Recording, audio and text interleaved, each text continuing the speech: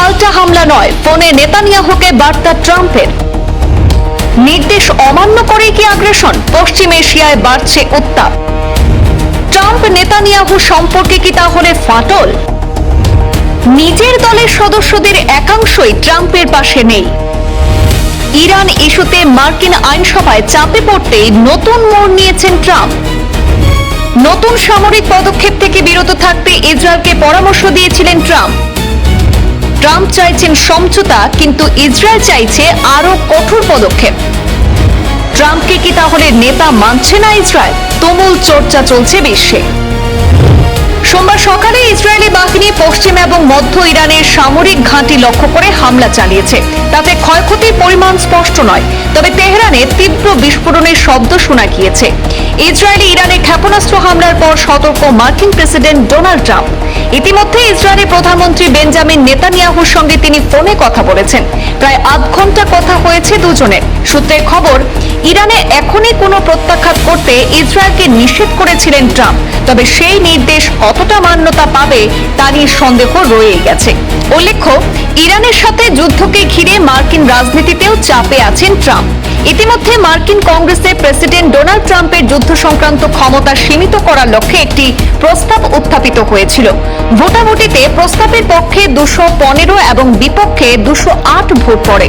উল্লেখযোগ্যভাবে ট্রাম্পের নিজের দলেরই একাধিক সদস্য বিরোধী ডেমোক্রেটদের সঙ্গে প্রস্তাবের পক্ষে ভোট দিয়েছেন, যা ট্রাম্পের উপর রাজনৈতিক চাপ আরও বাড়িয়ে দিয়েছে বলে মনে করা হচ্ছে।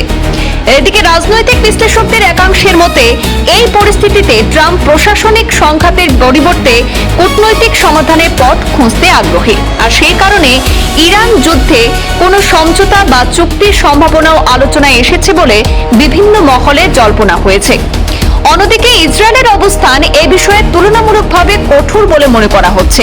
ইসরায়েলের প্রধানমন্ত্রী বেঞ্জামিন নেতানিয়াহু নেতৃত্বাধীন সরকার ইরানের সামরিক এবং কৌশলগত ক্ষমতা দুর্বল করার লক্ষ্যে কঠোর পদক্ষেপের পক্ষে অবস্থান নিতে পারে বলে বিশ্লেষকদের ধারণা। ফলে ওয়াশিংটন এবং তেল আবিবের কৌশলগত অগ্রাধিকারের মধ্যে কিছু ক্ষেত্রে মতপার্থক্য দেখা যাচ্ছে বলেও আলোচনা চলছে। প্রসঙ্গত, গত রবিবার মার্কিন সংবাদ মাধ্যমকে ট্রাম্প জানিয়েছিলেন ইসরায়েলে ইরানের হামলার কথা তিনি শুনেছেন, কিন্তু এখনই এর জবাবে ইসরায়েল থেকে পাল্টা হামলা যাতে না হয় সে বিষয়ে নেতানিয়াহুকে তিনি অনুরোধ করবেন।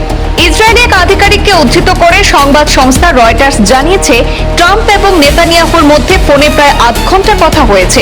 ট্রাম্প তখন ছিলেন নিউ জার্সির গলফ ক্লাবে।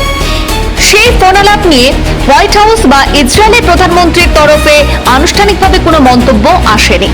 লেবাননে ইসরায়েলি আগ্রাসনের বিরুদ্ধে ইরান রবিবার ইসরায়েলে পাল্টা হামলা চালিয়েছে। ক্ষেপণাস্ত্র ছোড়া হয়েছে। ইসরায়েলি বাহিনীর দাবি, সেগুলি আকাশে প্রতিহত নাকি করা হয়, তবে দেশের নানা প্রান্তে বেজে উঠেছিল সাইরেন। ইরানের পদক্ষেপের পর সংবাদ মাধ্যমে ট্রাম্প জানান, ইসরায়েল হামলা করেছে, ইরানও হামলা করেছে, আমরা আর কোনো হামলা চাই না। ইরানের সঙ্গে চূড়ান্ত চুক্তি করার খুব কাছাকাছি পৌঁছে গিয়েছি আমরা। খুব ভালো একটা চুক্তি হতে চলেছে। আমি চাই না এখনকার পরিস্থিতির জন্য সেটা ভেস্তে যাক। ইসরায়েলের সামরিক বাহিনীর তরফে দাবি করা হচ্ছিল তারা ইরানে প্রত্যাঘাত করতে প্রস্তুত, কিন্তু সর্বোচ্চ স্তর থেকে কোনো নির্দেশ বা সবুজ সংকেত এখনো মিলেনি। তা পাওয়া গেলেই হামলা হবে। মনে করা হচ্ছিল যে ট্রাম্পের নির্দেশ মতোই নেতানিয়াহু নিজের বাহিনীকে সংযত রেখেছেন, কিন্তু সোমবার সকালে ফের জানা গেল ইরানে হামলা চালিয়েছে ইসরায়েল। ইসরায়েলের পাল্টা হামলার জন্য অবশ্য তৈরি ছিল তেহরান। তারা আগে থেকেই দেশের পশ্চিম এবং মধ্যভাগে আকাশ প্রতিরক্ষা ব্যবস্থা সক্রিয় করে রেখেছিল। ইসরায়েলের হামলায় সেখানে ক্ষয়ক্ষতি হয়েছে কিনা এখনো পর্যন্ত স্পষ্ট নয়। দুই দেশের এই সংঘাতকে কেন্দ্র করে পশ্চিম এশিয়ার পরিস্থিতি ফের উত্তপ্ত হচ্ছে। ব্যুরো রিপোর্ট, পূর্বাঞ্চল প্রতিদিন।